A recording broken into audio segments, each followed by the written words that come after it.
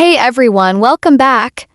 In this video, I'll show you how to rename Google Form link so it looks cleaner and more professional when you share it. So let's get started. First, open your browser and search for Google Forms. Click on the official website and log into your Google account. Once you're inside, open the form you want to work on. Now at the top right corner of the screen, you'll see a Publish button. Click on it and a new window will pop up with different options. If you look closely, you'll notice a small link icon. Go ahead and click that. By default, Google will generate a very long and messy link for your form. But don't worry, we can fix this easily. Just check the box that says Shorten URL and instantly the long link will turn into a shorter, cleaner version.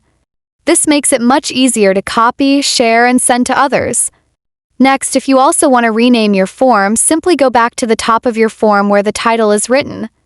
Click on it and type in the new name you want. For example, you could change Untitled Form to something like Muggies.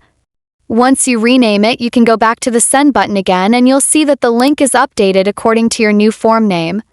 So now you have both a renamed form and a neat shortened link. And that's it. Thanks for watching this tutorial. If you found it helpful, don't forget to like this video and subscribe for more easy tech guides.